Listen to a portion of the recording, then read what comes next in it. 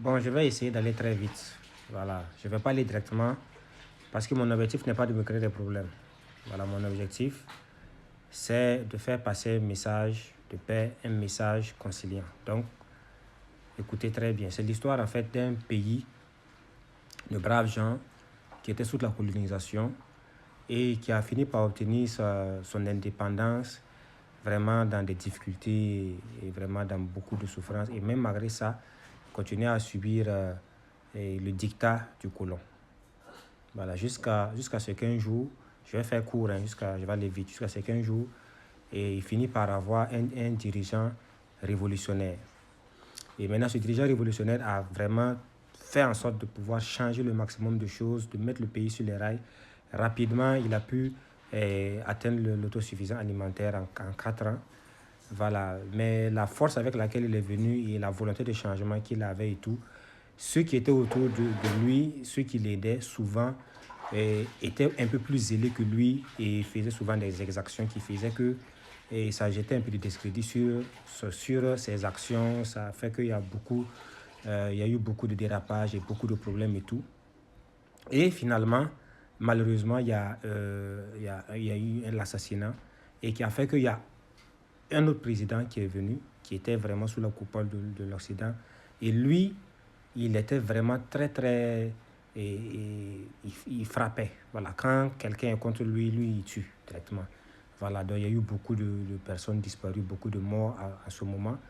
Et on a vécu ça pendant 27 ans. Voilà, au moins au bas mot. Et après, on est rentré encore, le peuple s'est soulevé et il a fait partie. Et après quelques tentatives et tout, on a commencé à avoir une vie un peu assez stable jusqu'à ce qu'une insécurité vienne frapper ce pays-là.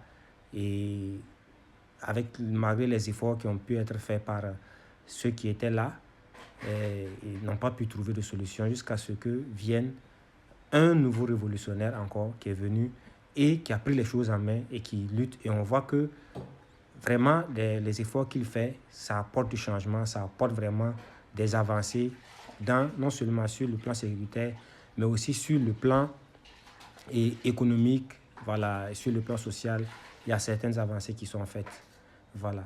Mais il est en train d'être confronté pratiquement au même problème que le premier révolutionnaire, avec des personnes qui sont autour de lui ou qui disent qu'ils sont avec lui et qui souvent, à force de militantisme, à force d'engagement et tout, font très souvent des dérapages, des exactions, des choses qui ne sont pas à la faveur de ce que ce révolutionnaire-là veut accomplir comme mission ou bien de la vision que ce révolutionnaire a pour le pays.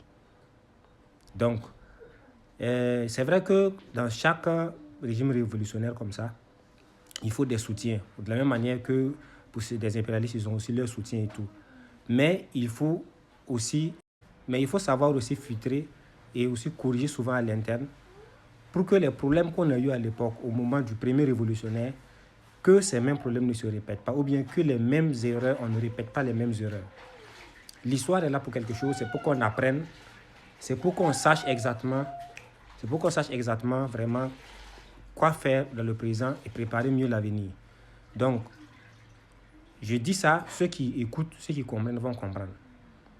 Voilà. Donc, et il faut voir comment est-ce qu'on peut se parler, comment est-ce qu'on peut se reprendre, ça veut dire corriger les gens, se corriger les uns les autres, sans verser dans des dérapages, sans verser dans des exactions ou dans des situations qui vont nuire à la révolution peut-être, ou bien qui vont nuire à l'idée réellement qui amène l'inspiration première qui a amené vraiment notre dirigeant, notre révolutionnaire à prendre le pouvoir.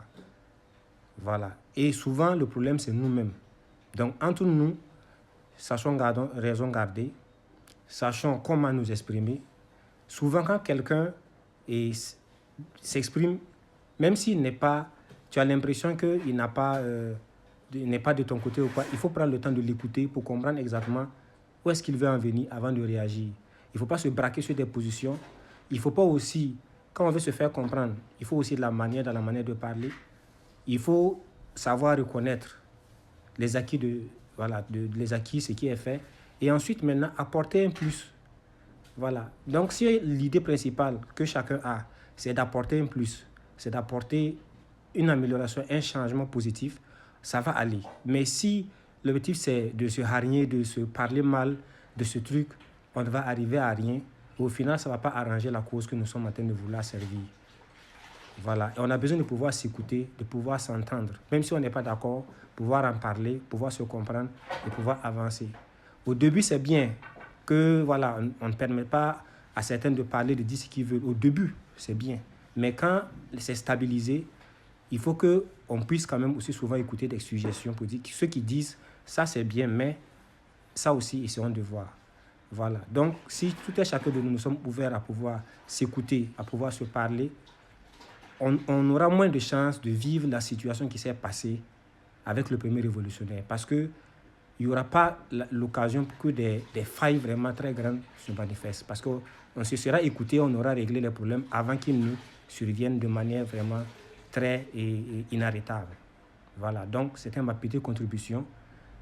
Et j'espère que vous avez compris, j'espère que ça va aider aussi à ce qu'on puisse aller de l'avant ensemble. Nous aimons tous ce pays et la patrie ou la mort, nous vaincrons, nous allons y arriver. Merci.